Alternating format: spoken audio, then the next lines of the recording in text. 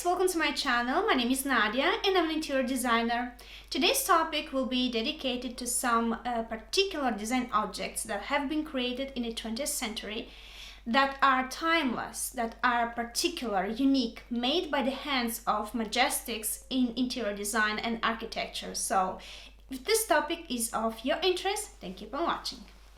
I consider that the history that stands behind the creation of this design object is as important as the object itself, because the hand that created the invention, the time of their creation, is all related and brings all together an additional value to these objects. And for sure you have seen them in many movies, in many TV series made even today. That's because these design objects have become timeless, unique, and appreciated because they have been signed by the hand of this majestic artist. The first design object on my list today is a chair named Wassily, and it was made in 1925 by Marcel Breuer. This is one of those chairs that you have seen so many times on TV in different high top level offices and also in TV series, because it's one of the modernistic representations of a club chair. Now, the chair Wassily is one of the most representative and appreciative design of Marcel Breuer. When you're sitting on it, you get wrapped and suspended on its tubular structure made of steel. It is the modern representation of a club chair. Marcel Breuer was Hungarian by birth and apprenticed at the Bauhaus when he began experimenting with tubular steel as a way of building more transparent furnishings. Inspired by the frame of a bicycle and influenced by the constructivism theories of the steel movement, Breuer reduced the form of a club chair to its elemental lines. As complex as it is, the structure means to offer the maximum comfort, giving up all the artificial and superficial things of the wood structure and of the springs. The constructivism theory, as the Margiela in fashion, he took the idea of taking off of everything that was extra and maintaining the structure and the pure lines. The preference was given to the Isengard belts and tubular steel, making the production in series possible. In trend with the revolutionary ideas of creating simplified furnishings that were more adequate for the modern life and for hygienic purposes, this chair was lightweight, was durable, and was available to everybody. The fabric used was named Eisengarn, and it was made of cotton fiber with a particular application of wax and paraffin, as a result obtaining a rigid and very durable type of fabric. Marcel Breuer created the chair Wassily for the apartment of the painter Wassily Kandinsky in 1925, when he finished his studies on wood at Bauhaus. That is the reason why this chair is also named the Kandinsky chair or the Wassily chair. It was placed back in production in 1962 by Gavina, an Italian producer. This company was acquired later in 1968 by Knoll International, which is producing it until today. The size of this chair is quite modest. It has about 79 centimeters wide, 69 in depth, and 73 centimeters high. The seating is high about 42 centimeters from the ground, which makes it perfectly sitting and comfortable for the average person. The natural canvas has been added to the thick cowhide leather upholstery, and it is available now in black, light brown, and white beige colors. This chair can be acquired directly on the site of the producer company, which is Knoll International, or available in different dealers, local dealers that trade brands, or particularly design brands like also can be Molteni, B&B Italia, so top brands of interested in trading particularly design objects. This chair has won different awards. For example, one of them was in 1968 by the Museum of Modern Arts, and later in 1982 the recognition as work of art in Germany. The price of such a chair can vary from about 1,500 euro to 3,000 euro, depending on the canvas, if it's made of canvas, Isengard, or if it's wrapped in leather. This chair is unique and has a unique appeal in design. So if you place it in an office or if you place it in your house, it will immediately elevate the status of your interior design. So it's a design object that is worth considering. The next design object we'll see today is probably the most famous design piece of the 20th century, and it is the chaise longue LC4 by Le Corbusier. The model B306, produced first by the Deutsche company Thongt, with whom Le Corbusier has collaborated, dates to 1928. It has originated from a concept of creating functional domestic furnishings. The chaise longue LC4 gives excellent attention to ergonomics and flexibility, with an adjustable headrest and the liberty of positioning the seating as liked. The idea was to create a design piece that will make possible a good rest at any time of the day, where a person may lay down and relax head, back and feet.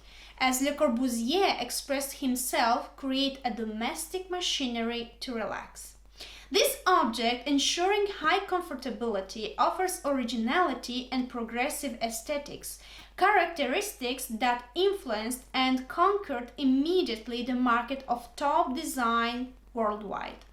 Le Corbusier worked with his cousin Pierre Jeanneret and young designer Charlotte Perriand on projects using tubular steel. They were ultimately born the chaise longue LC4, the titling chair LC1, and the armchair Grand Comfort LC2, and about these objects we'll see later in another video. Le Corbusier will become famous thanks to collaborations made with the Italian producer Cassina, which in 1965 started to produce items designed by different masters of international fame. The Italian producer Cassina has made a licensing its own version of the chaise longue at the Counseling Perriand, and only the LC4 made by Cassina can be considered as the original version designed by the maestro Le Corbusier. The chaise longue LC4, that in some design environments has gained the nickname Corb chaise, is by now an unmistakable icon of the 20th century. The structure is made of steel rod frame, finishing polished chromium plated or lacquered black, LC4 noir so called, elastic belts or nickel plated steel springs to fix and fasten the cover for the self-supported version. The upholstery is made of polyester padding with resin for the headrest cushion. Polyurethane foam is for mattress. Quilted upholstery is in special canvas, hairy skin, soft leather, self-supporting leather, base in steel and black lacquer. And it is, as you may know, you have seen this chaise longue in many movies. One of the most recent movies I have seen, it was the TV series Riviera in season 3, where Georgina goes to the private psychiatric office. There you'll see the chaise longue LC4, which is in pony leather basically, and there in this movie scene there is another design object, which is the floor lamp Fortuny Moda by Paluco Italia, and about this one in detail in the next video, I promise. The third item we'll be seeing today is the folding chair Tripolina, which is an absolute icon among folding chairs. Tripolina was designed by Joseph Beverly Fenby in Great Britain around the year 1855 for the officers employed in British Army, a model that he patented later in 1877 in US. It has a practical and straightforward aspect that offers a modern look and rare among sittings from the 19th century, which is intended to be for the most privileged classes. This modern spirit arises without any doubt from two essential requisites on the battlefield: a lightweight and durable structure, qualities that 60 years later allowed the production in series.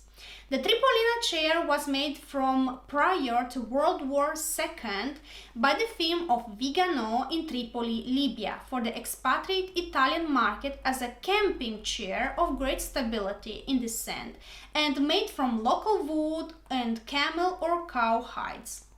It is easy to assemble and disassemble. The versatile design of the chair employs a canvas fabric with pockets that slip over the structure. A lighter version and more evolved, upholstered in leather instead of fabric, was produced in the 30s in Italy under the name Tripolina by Gavina. To solve the low support on the folding X structure, the design of the structure required a more complex and three-dimensional aspect, so the fabric or the leather could be supported on all the four angles. Today, there are many producers making this model of Tripolina chair. One of them is Telami, an Italian producer company, which is making this chair upholstered in fabric and in leather. In fabric, it has a solid ash wood frame available in natural, teak dyed and black dyed finishing, upholstery in fabric that can be a mix between natural cotton and synthetic polyester or 100% acrylic fabric. Another producer, which is in Italy, called In Fabrica, will make this kind of Tripolina chair in a simpler version made of ash wood, and the seat is made in ecru fabric 100% cotton with reinforcement edging in dark brown color. The armchair is very comfortable with a cozy seat. Minimal elegance makes it suitable for indoor as much as outdoor use. And the price for this chair here will be around €270. There are also other producers, not only in Italy, but also in different parts of Europe and also in US. So you can, just Google it and you will find the many producers of this chair. I hope it was interesting for you. I hope I gave you some more additional information for design objects that exist on the market today.